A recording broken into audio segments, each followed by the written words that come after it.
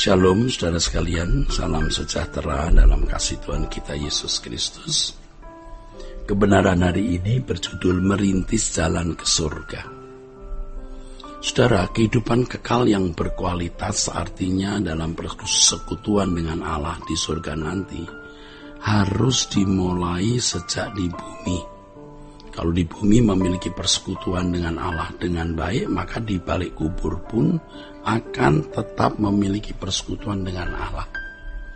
Itulah sebabnya dalam doa Bapa kami, Tuhan Yesus mengajar agar kita menghadirkan kerajaan Allah atau menghadirkan pemerintahan Allah dan melakukannya dengan sempurna.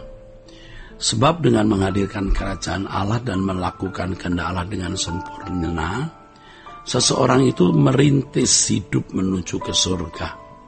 Jadi surga itu bukan tempat pembuangan yang nyaman, ya, yang tentu saja diharapkan oleh semua orang bisa masuk ke dalamnya supaya terhindar dari api kekal. Tapi surga itu tujuan yang harus mulai dirintis hari ini, dijalani hari ini, dirindukan dan menjadi satu-satunya tujuan hidup. Surga menjadi tujuan, artinya sejak di bumi seseorang harus sudah mulai tidak tertarik dengan dunia ini, sehingga hanya fokus ke kehidupan yang akan datang di langit baru dan bumi baru. Bagi orang percaya, langit baru dan bumi baru adalah rumah Bapa, di mana orang percaya menjadi anggota keluarga kerajaan yang nantinya juga dimuliakan bersama dengan Tuhan Yesus. Sejak di bumi, orang percaya harus sudah memperjuangkan hal ini. Sebab masuk surga bukan suatu kebetulan dan bukan sebuah kecelakaan, melainkan sebuah pilihan yang harus dilakukan sejak hidup di bumi. Surga sebagai pilihan artinya kita harus bertindak secara konkret yang menunjukkan bahwa kita memilih surga sebagai tujuan, bukan sekedar harapan atau objek keyakinan yang diharapkan suatu saat bisa masuk ke dalamnya. Tentu kalau seseorang memilih surga sebagai tujuan, ada konsekuensi atau harga yang harus dibayar. Orang yang menjadikan surga sebagai tujuan akan berusaha untuk tidak terikat dengan dunia ini dan berjuang untuk hidup tidak bercacat dan tidak bercelah. Orang yang menjadikan surga sebagai tujuan adalah orang yang menghargai surga tersebut dan juga tentu menghormati Allah sebagai kepala pemerintahannya. Orang yang tidak menunjukkan tujuan hidupnya ke surga atau tidak menunjukkan hidupnya ke langit baru bumi baru, orang yang tidak berniat untuk masuk surga dengan benar, tidak ada niat yang tulus, tidak bulat, tidak utuh, padahal niat yang Tuhan kehendaki untuk ke surga yang sama dengan mengasihi Allah itu harus dengan segenap hati, segenap jiwa, segenap kekuatan dan segenap akal budi.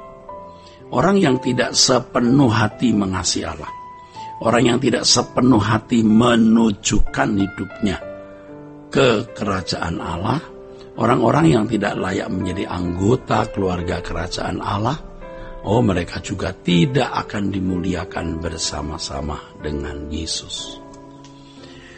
Tidak akan dimuliakan bersama-sama dengan Tuhan Yesus. Kenyataan yang tidak dapat dibantah, saudaraku. Sangat sedikit atau hampir tidak ada orang yang sungguh-sungguh menjadikan surga sebagai tujuan.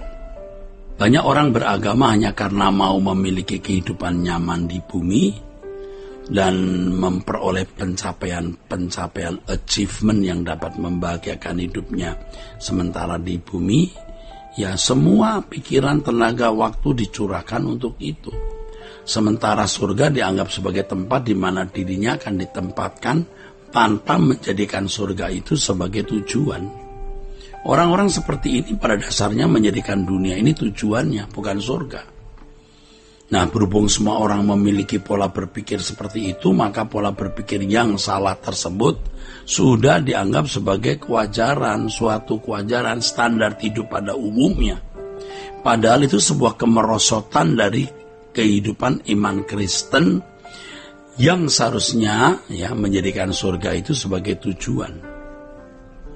Orang percaya yang menjadikan surga sebagai tujuan, saudara, pasti berusaha hidup dalam persekutuan dengan Allah secara benar, yaitu hidup dalam kekudusan dan terlepas dari percintaan dunia.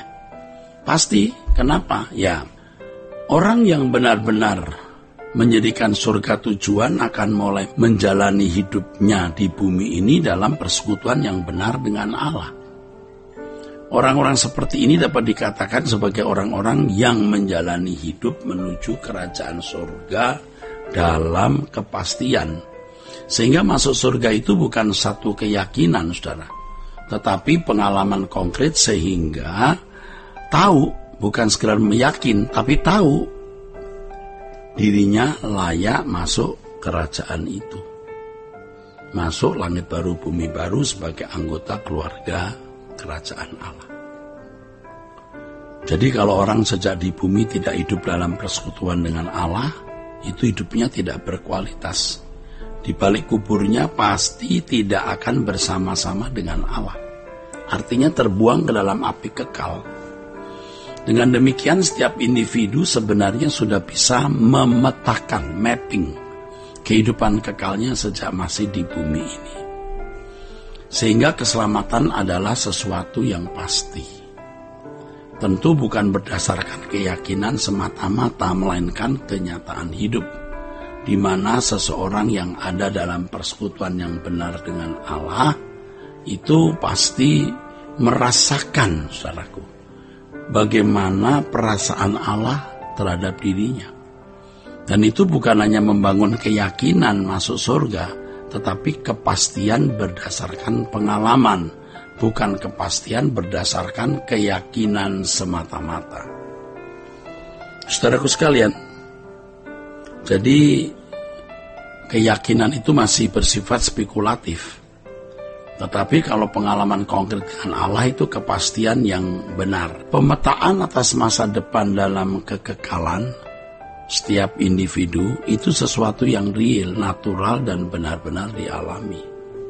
Pemetaan kita atas masa depan kita, surga atau neraka, itu suatu kepastian yang dialami, ya, bukan diyakini saja.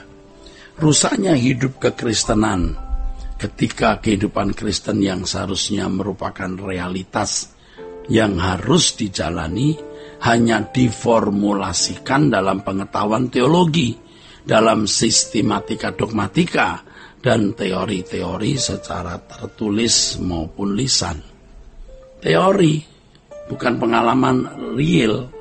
Hal ini terjadi ketika kekristenan mengalami kemerosotan, di mana para pemimpin gereja dan teolog-teolog Kristen hanya sibuk menalar Allah secara kognitif, tetapi tidak menyelenggarakan kehidupan sesuai dengan kehidupan yang sudah dijalani oleh Yesus. Banyak pandangan teologi yang berhenti dan terdampar sampai olah nalar saja, olah nalar semata-mata, tetapi tidak memiliki implikasi yang konkret dan jelas. Ya, hanya menjadi pengetahuan dalam pikiran saja, dan itu penyesatan sebenarnya. Inilah yang menjadi kausalitas atau penyebab para pemimpin gereja dan para teolog tidak mengalami Tuhan seperti tokoh-tokoh iman pada gereja perdana dan pengalaman menjumpai Allah dalam Alkitab. Nah, saudara, kiranya kebenaran hari ini memberkati saudara-saudara sekalian. Sola Gracia.